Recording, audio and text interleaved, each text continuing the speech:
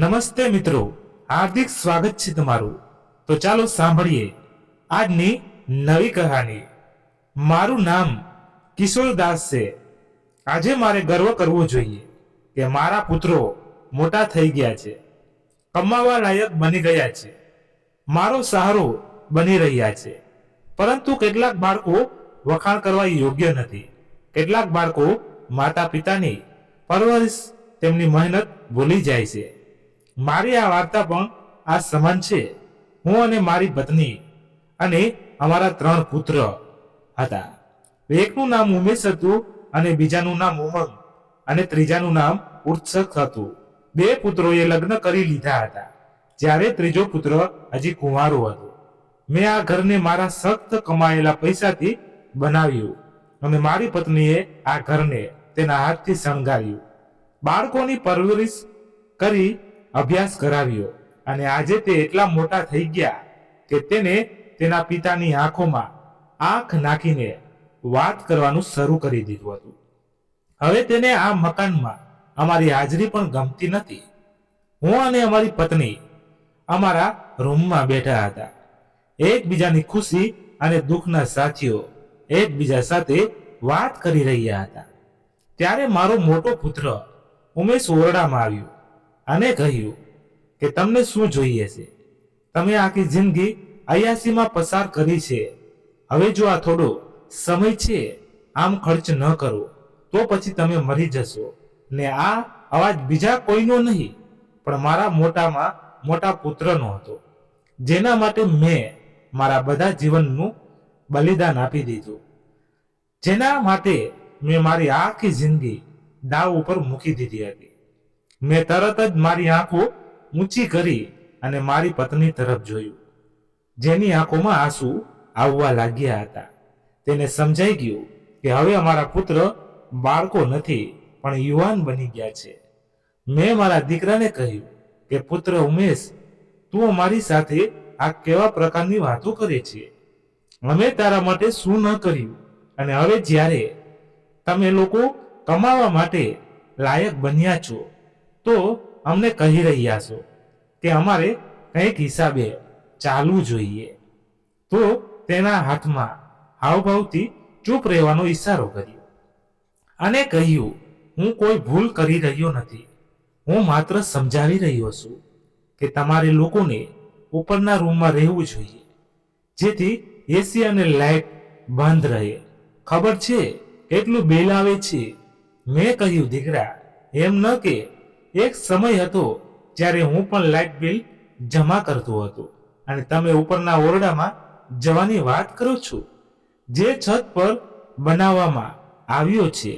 તમે લોકો જાણો છો કે ઉનાળા દરમિયાન છત પર કેટલી ગરમી થાય છે? ઉપરનો ઓરડો સૂર્યપ્રકાશથી ગરમ રહે છે। આ ઉંમરે ત્યાં જીવવું ખૂબ મુશ્કેલ હશે। રાત્રે તો કોઈ વ્યક્તિ કોઈ રીતે ગરમી સહન કરી લે છે, પરંતુ દિવસ દરમિયાન સૂર્ય માથાની ઉપર ઊભો રહે છે। મારો પુત્ર મારી વાત સાંભળવા તૈયાર નહોતો, વારવાર દલીલ કરી રહ્યો હતો કે અગાઉના લોકો તો ખુલ્લા મકાનોમાં રહેતા હતા। તો મેં તેને સમજાવ્યું કે અગાઉના લોકો ઘરોમાં વૃક્ષોનો ઉપયોગ કરતા હતા, જેની છાયા સૂર્યમાં પણ ઠંડી છાયા આપતી હતી। તેણે કહ્યું, બસ પિતાજી, મેં તમને કહ્યું કે હવે તમે નીચે નહીં રહો અને આ નિર્ણય અમે 3 ભાઈઓએ કર્યો છે। મેં કહ્યું, દીકરા, મારા પેન્શનના પૈસા પણ તમારી પાસે આવે છે, તમે લોકો અમારા માટે આટલું કરી શકતા નથી। તો તેમણે કહ્યું, સારું, તમને ખબર છે તમારું પેન્શન 70,000 રૂપિયા આવે છે અને તમે ઘરના ખર્ચને જાણો છો કે તે 1 લાખ કરતા પણ વધારે છે। દર મહિને ઘરમાં રાશન નખાવવું પડે છે, ગેસ બિલ, ઇલેક્ટ્રિસિટી બિલ, બાળકોના શિક્ષણની કિંમત, અને જો કોઈ વ્યવહાર વચમાં આવી જાય તો અમારે તેને જોવો પડશે, અને હજી સુધી કોઈ બીમાર થઈ જાય છે તો હોસ્પિટલનો ખર્ચ તમે તમારી પેન્શનથી શું સમજો છો? મેં કહ્યું કે દીકરા, આવી તો કોઈ વાત નથી। એક સમયે હું પણ ઘરના બધા ખર્ચ ઉપાડતો હતો, મેં તો ક્યારેય કોઈને ફરિયાદ કરી નથી, અને તમે પણ તમારા રૂમમાં એસી લગાવીને બેઠા છો. મેં તમને ક્યારેય કશું કહ્યું નથી. મારું આટલું કહેવું હતું કે મારો દીકરો તેનો આપો ખોઈ બેસ્યો અને મારા પર બૂમ પાડી કહ્યું, તમે કયા પ્રકારના માતા પિતા છો? તમે તમારા બાળકોને ખુશ જોઈ શકતા નથી કે તમે ફક્ત અને ફક્ત તમારી જ કાળજી લો છો.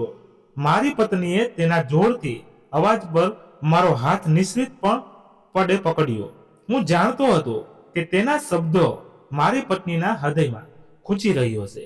તેને મને કહ્યું કે રહેવા દો, તેની સાથે દલીલ કરવી નકામી છે. તમે મૌન રહો. અમારા બાળકો ખૂબ મોટા થઈ ગયા છે, તેથી મૌન રહેવું વધુ સારું છે. મારું હૃદય પણ ખૂબ જ દુઃખી હતું, અને હોય પણ કેમ નહીં.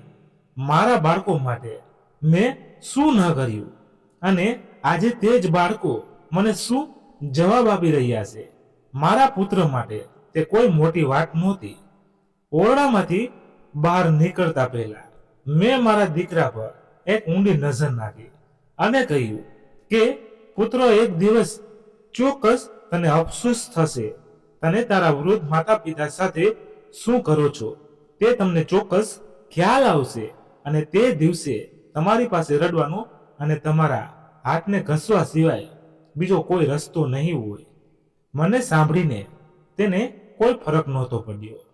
જ્યારે હું ઓરડામાંથી બહાર આવ્યો ત્યારે ઉમેશની પત્ની એટલે કે ઘરની મોટી વહુ સામે ઊભી હતી, જે હોઠ પર હસી રહી હતી.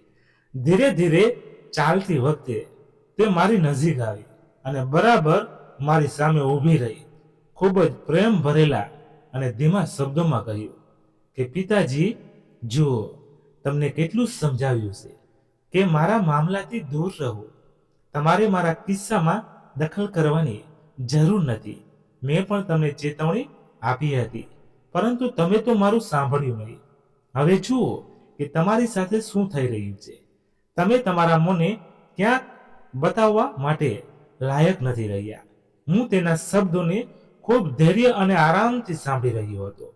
હું જાણતો હતો કે આ સમયે તે પણ મારા લાચારી સાથે મજાક કરે છે.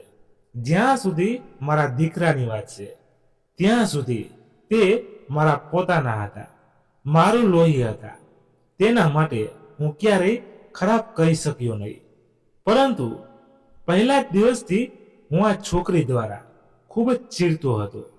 મને આ છોકરી બિલકુલ ગમતી નહીં. ખબર નહીં તેને મારા પુત્ર પર શું જાદુ કર્યું છે. તે ખબર નથી કે તે આ છોકરી વિશે એક શબ્દ પણ સાંભળી શકતો નથી. આ છોકરીને કારણે અમારો પુત્ર, જે ક્યારે અમારી સામે જોઈને અવાજમાં વાત કરતો નહોતો, તે હવે ઝઘડો કરતો હતો કે જો તે લગ્ન કરશે તો તે આ જ છોકરી સાથે કરશે. પણ જો અમે થોડો પ્રયત્ન કર્યો હોત તો ઉમેશે આ છોકરી સાથે લગ્ન પણ ન કર્યા હોત. પણ અમે વિચાર્યું કે જો મારા પુત્રની ખુશી તેની સાથે છે અને તે કોઈ પણ રીતે તેને પસંદ કરે છે, તો પછી અમે ખોટી દખલગીરી ન કરી. તેથી અમે અમારા પુત્રની ખુશીને કારણે આ બંનેના લગ્ન કરી દીધા. સાંજે મારી પત્ની અને હું સામાન લઈને ઉપરના રૂમમાં આવી ગયા હતા, જ્યાં કોઈ પ્લાસ્ટર નહોતું. આ રૂમ અમે નકામી વસ્તુ રાખવા માટે બનાવ્યો હતો, પરંતુ અમને શું ખબર હતી કે એક દિવસ અમને અહીં રાખવામાં આવશે. અહીં ઘણી ગરમી હતી. દિવસનો સમય પસાર થઈ ગયો હતો, પરંતુ વાસ્તવિક સમસ્યા રાત્રે ત્યારે આવી જ્યારે લાઇટ ચાલી ગઈ. આ ઓરડો ખૂબ જ ગરમ હતો. હૃદય નર્વસ હતું. આખી રાત ઊંઘ નહોતી આવતી. અમે હમણાં જ અહીંથી બાજુનો બદલવાનું શરૂ કરી દીધું હતું, પણ મચ્છરો ખૂબ પરેશાન કરતા હતા. છત પર આરામથી ઊભા થવા પણ દેવા નહોતા. હું આખી રાત જાગતો રહ્યો અને મારા જૂના દિવસો વિશે વિચારતો રહ્યો કે મેં મારા જૂના દિવસોમાં એવું શું કર્યું કે હવે મને આ સજા મળી રહી છે. મેં ક્યારેય મારા માતા પિતાનું હૃદય દુભાવ્યું નહોતું, મેં હંમેશા તેની સેવા કરી હતી. પછી આ બધું શા માટે થઈ રહ્યું છે અને મારે શા માટે બધું જ સહન કરવું પડશે? જ્યારે રાત્રે 4 વાગ્યે મારી ધૈર્યએ જવાબ આપ્યો. મારા હૃદયનો ભાર સહન કરવાની વધુ હિંમત ન હતી. મારું હૃદય નાના બાળકોની જેમ રડતું હતું. જ્યારે મેં મારી પત્ની તરફ જોયું, તેની આંખોમાં પણ આંસુ હતા. તે એકદમ મૌન હતી. મચ્છર ક્યારેક અમારા ચહેરા પર અને ક્યારેક અમારા હાથ પર કાઢતા હતા. હું વારંવાર પ્રાર્થના કરતો હતો કે મને ઘણી મદદની જરૂર છે. હું હજી પણ મારી જાતને પણ સંભાળી રહ્યો હતો. પરંતુ મારી પત્નીની સ્થિતિ ખૂબ જ ખરાબ હતી. તે ગરમી બિલકુલ સહન કરી શકતી નહોતી. તેથી થોડી ગરમીને કારણે તેનું સ્વાસ્થ્ય બગડતું અને તે બીમાર પડી જતી હતી. મારો પુત્ર તેની માની સ્થિતિ વિશે ખૂબ જ સારી રીતે જાણતો હતો. તેમ છતાં તેને આ ઈરાદાપૂર્વક કર્યું. મેં તેને દિલાસો આપતા કહ્યું કે ચિંતા ન કર સાક્ષી, બધું ઠીક થઈ જશે. ઉપરવાળા પર વિશ્વાસ કર, તેમને ક્યારેય નિરાશ કરશે નહીં.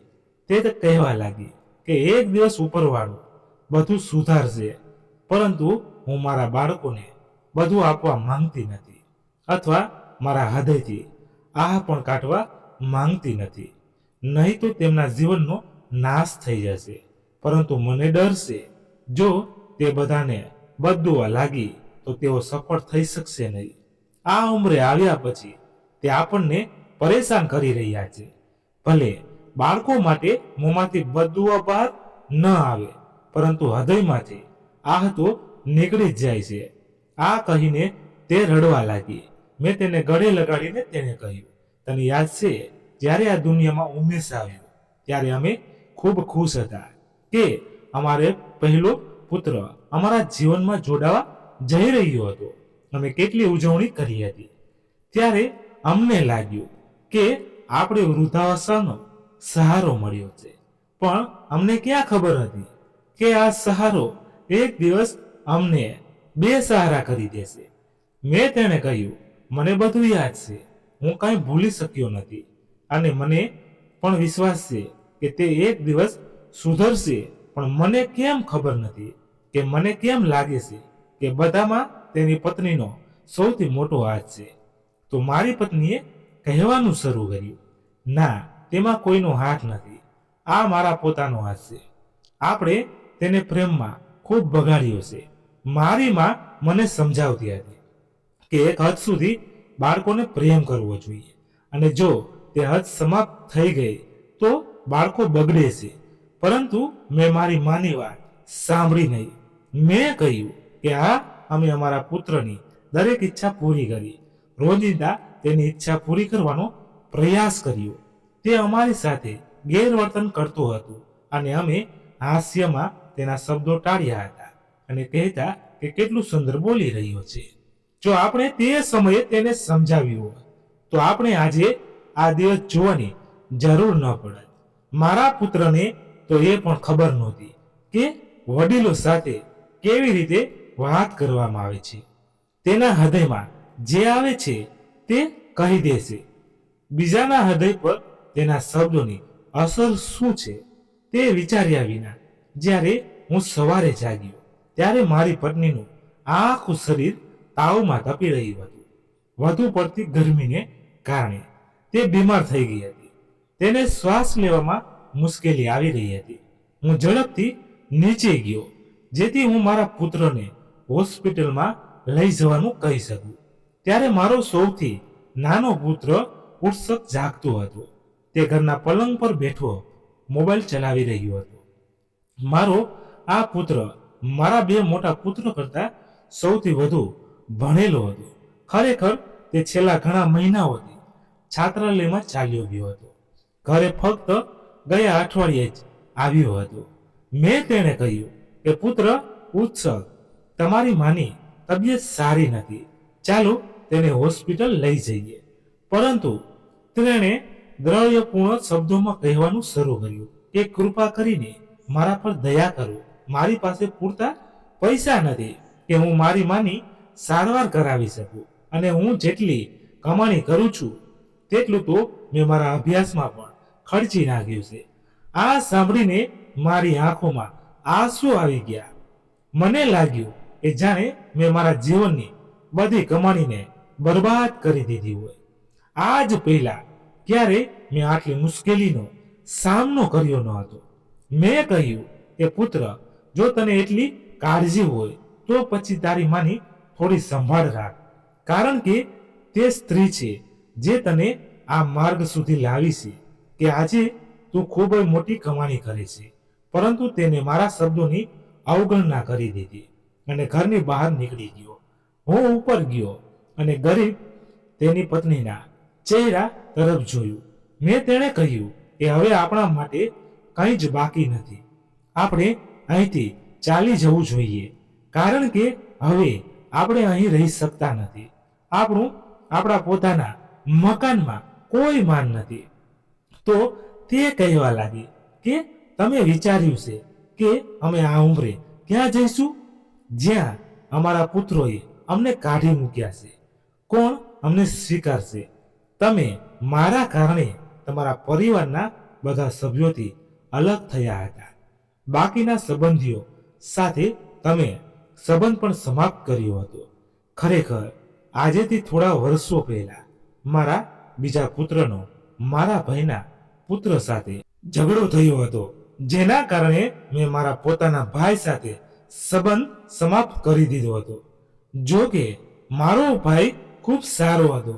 મારા ભત્રીજાઓએ પણ મારી ખૂબ કાળજી લીધી હતી. દર મહિને તે મને મળવા આવતા હતા, મારા માટે ખોરાક લાવતા. મારા પોતાના દીકરાઓએ પણ ક્યારેય મારી આટલી કાળજી લીધી ન હતી. આજે હું મારા ભાઈ અને તેના બાળકોને ખૂબ યાદ કરી રહ્યો હતો અને દિલગરી હતો કે જો તે સમયે મેં આ પગલાં લીધા ન હોત તો આજે તે મારી મદદ કરવા આવ્યા.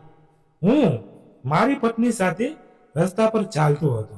બંને તદ્દન વૃદ્ધ હતા. થોડા વર્ષ પહેલા અમે આ રસ્તા ઉપર ચાલતા હતા, પરંતુ તે સમયે પરિસ્થિતિ થોડી અલગ હતી. અમારા હૃદયને દિલાસો હતો. અમે જાણતા હતા કે અમારું ઘર હાજર છે, જ્યાં અમે જઈ શકીએ છીએ, અને અમારા જીવન પણ સારું છે, જ્યાં અમે અમારી ઈચ્છાઓને પૂર્ણ કરી શકીએ છીએ.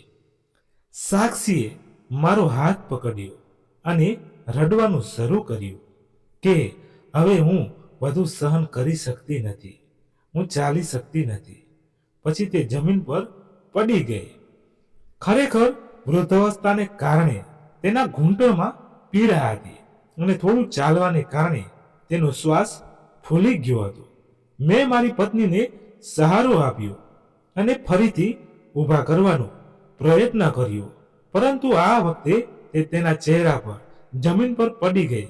જમીન સાથે ભટકાવાને કારણે તેના મોંમાંથી લોહી નીકળવાનું શરૂ થઈ ગયું. તેને પીડામાં ડરવાનું શરૂ કર્યું. મારા હાથ અને પગ ફૂલાઈ ગયા.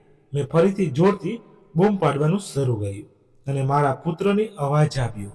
મારો બીજો દીકરો ઉમંગ અવાજ સાંભળીને બારીમાં આવી ગયો, પરંતુ જ્યારે તેને જોયું કે હું અવાજ કરી રહ્યો છું તો બારી બંધ કરી દીધી અને અંદર પાછો ચાલ્યો ગયો. તેણે મને કહેવાનું શરૂ કર્યું કે હું ખૂબ જ ખુશ છું કે મેં મારા જીવનમાં બધા વર્ષ તમારી સાથે વિતાવ્યા, અને સૌથી વધુ ખુશી એ છે કે હું તમારા હાથમાં મરી રહ્યો છું. અમે બંને હંમેશા એકબીજાને પ્રેમ કરતા હતા. પછી ભલેને તે મુશ્કેલ હોય કે સરળ, ત્યારે એક છોકરો કારમાંથી ઉતર્યો ત્યારે અમે બંને રસ્તા પર હતા. તે ખરાબ રીતે ગભરાયેલો હતો. તે અમારી પાસે આવ્યો અને કહ્યું કે કાકા કાકીને શું થયું.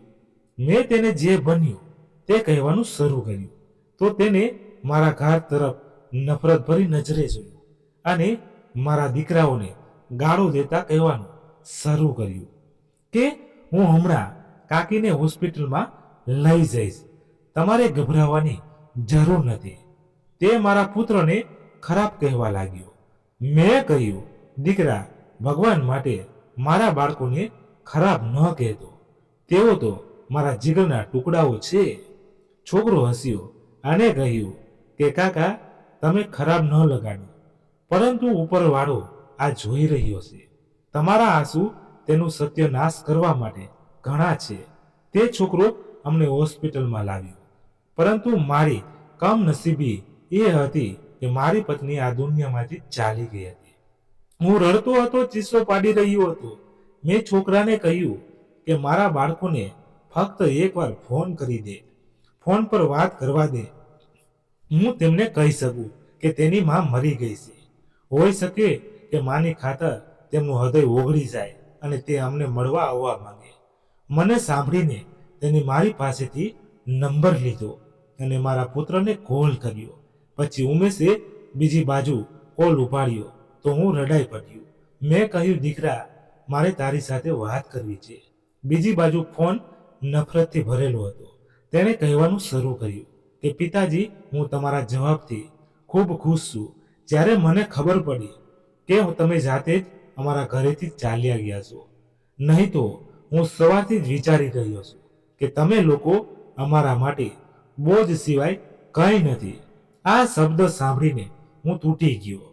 સામેલા બેસેલા છોકરાએ પણ મને આશ્ચર્ય સાથે જોવાનું શરૂ કર્યું અને કહેવાનું શરૂ કર્યું કે કોઈ પુત્ર આટલું બે મતલબ કેમ હોઈ શકે છે. મેં તેણે કહ્યું, પુત્ર, આવી વાત નથી. હું ફક્ત તેને આ કહેવા માટે ફોન કર્યો, તારી માં મરી ગઈ છે. તમારી માની છેલ્લી વખત વિદાય આપવા આવજો. તમે તેનો ચહેરો જોવા માંગતા હો તો તમે આવી શકો છો. હું હોસ્પિટલમાં છું. તો ઉમંગે એમ કહેવાનું શરૂ કર્યું, કોઈ વાત નહીં પિતાજી, મારી ખૂબ જ મહત્વપૂર્ણ બેઠક છે જેમાં મારે જવું આવશ્યક છે. જો હું મીટિંગમાં હાજર ન હોઉં તો મને લાખોનું નુકસાન થશે.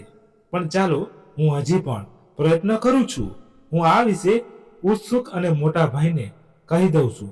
જો તે આવવા માંગતા હોય તો એ આવશે, અને જો હું મારા માટે શક્ય બની શકે તો હું પણ ચોક્કસ આવીશ. આ કહીને તેણે ફોન બંધ કરી દીધો હતો. મેં મારી જાતને નિયંત્રિત કરી હતી, પરંતુ આજે મારી ધૈર્યની મર્યાદા સમાપ્ત થઈ ગઈ હતી. તે છોકરો જેને પોતાનું નામ કાર્તિક કહ્યું, તે મારી પાસે આવ્યો અને બેઠો અને મારા ખંભા પર હાથ મૂકી અને કહ્યું કે કાકા, તમારે રડવાની જરૂર નથી. મેં તેણે કહ્યું, હવે હું રડી પણ શકતો નથી. મેં મારા બાળકો માટે મારા જીવનની કુરબાની આપી દીધી. તેઓએ મારી સાથે આ કર્યું. કાર્તિક મને દિલાસો આપવાનું શરૂ કર્યું કે કાકા, તમે ખૂબ જ સારા વ્યક્તિ છો. કાકી વિશે ચિંતા ન કરો. હું તેમની ચિંતાને અગ્નિ આપીશ. તે સાક્ષીના અંતિમ સંસ્કાર કરવાની તૈયારી કરી રહ્યો હતો અને મેં મારી પત્ની તરફ જોવાનું શરૂ કર્યું. તેની સાથે જૂના સમયને યાદ કર્યો. પછી મેં તેની પાસે માફી માંગી હતી. હું હોસ્પિટલની ખુરશી પર ચૂપચાપ બેઠો હતો અને કડકાઈથી રડતો હતો. જ્યારે કાર્તિકે ફરીથી મારા ખંભા પર હાથ મૂક્યો અને મને કહેવાનું શરૂ કર્યું કે કાકા, જૂની યાદોમાં ખોવાઈ ગયા હોય તેવું લાગે છે. જૂના સમયમાં જે બન્યું તે ભૂલી જાઓ અને તમે આજે તમારા પર ધ્યાન આપો. મેં તેને કહ્યું કે દીકરા, તું કેટલો શિક્ષિત છો. તો તેને હસતા હસતા કહ્યું કે કાકા, હું વધારે ભણેલો તો નથી, પરંતુ હા, મને અનુભવ ઘણો છે. કારણ કે નાની ઉંમરે પરિસ્થિતિ બદલાતી જ હોય છે. મારા માતા પિતા મને છોડીને ચાલ્યા ગયા. મેં એકલા સખત મહેનત કરી અને બધું સખત મહેનતની શક્તિ પર બનાવ્યું. મેં કહ્યું કે જો આપણે માતા પિતા સિવાય જો આપણે બીજા કોઈનું હૃદય દુખાવીએ તો આપણે તેની સજા મળે.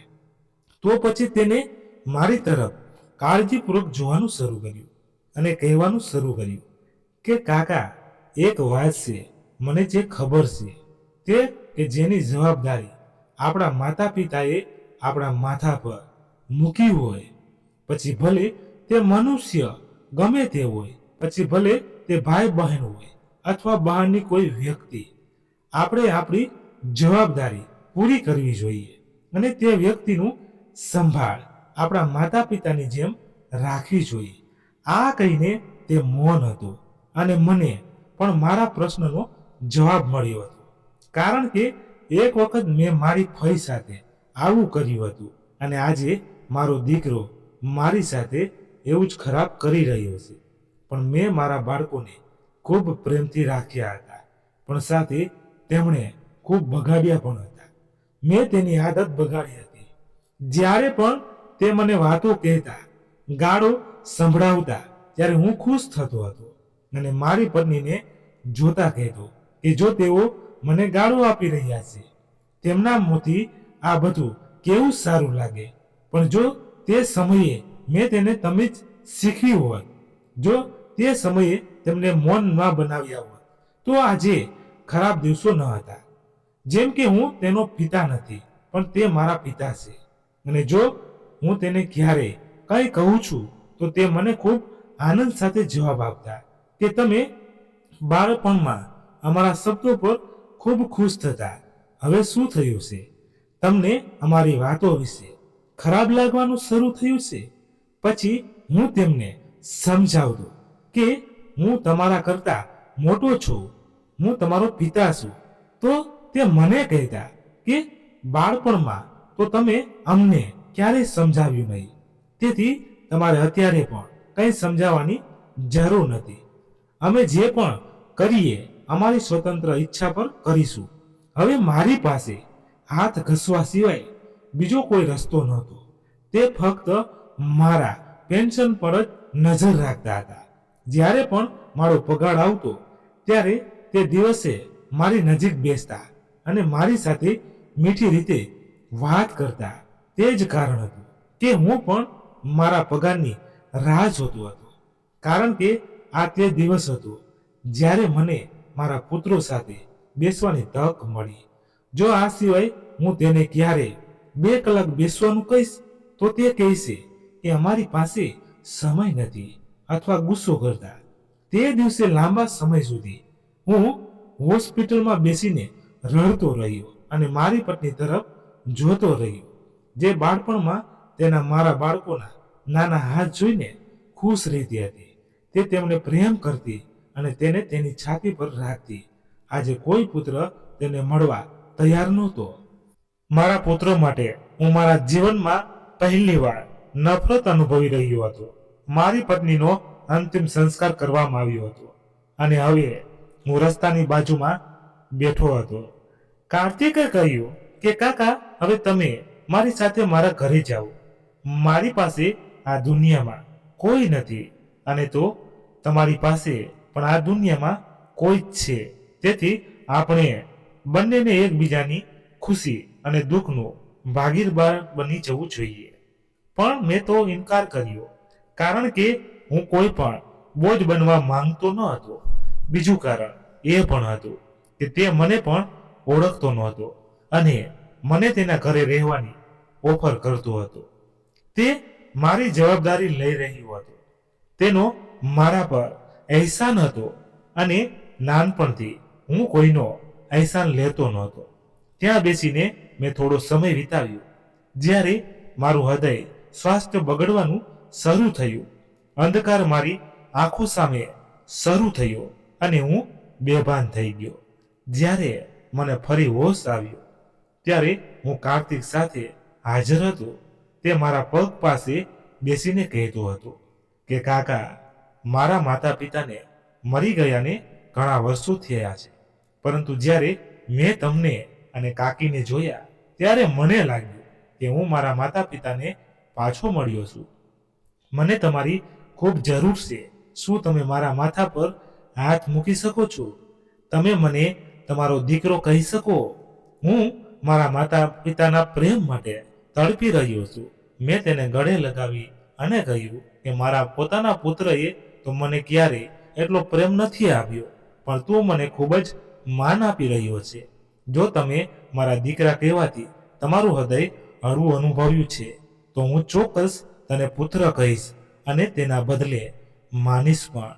પછી દિવસો ઝડપથી ચાલી રહ્યા હતા અને હું કાર્તિકના ઘરે હતો. જ્યારે થોડા સમય પસાર થયો ત્યારે મને ખબર પડી કે મારા બાળકો ખૂબ જ જલીલ થઈ રહ્યા છે. આ સમાચાર સાંભળીને મારા હૃદયને દુઃખ થયું. મારો મોટો પુત્ર જે લાંચ લેતા પકડાયો તે તેની નોકરી ગુમાવી બેઠો અને પોલીસ પણ તેને પકડીને લઈ ગઈ. બીજા પુત્રની નોકરી પણ ચાલી ગઈ. જે ત્રીજો પુત્ર હતો એ અકસ્માતમાં પગેથી લાચાર બની ગયો હતો. તે દિવસે જ્યારે હું મારા પુત્રોના ઘરે ગયો ત્યારે તેમના મોં આશ્ચર્ય સાથે ખુલ્લા રહી ગયા હતા. તે સમજતા હતા કે કદાચ હું ક્યાંક ખોવાઈ ગયો છું. મારો મોટો પુત્ર મારી પાસે આવ્યો અને મને ગળે લાગી આવ્યો અને રડવાનું શરૂ કર્યું. મેં પણ તેને ગળે લગાવી લીધો.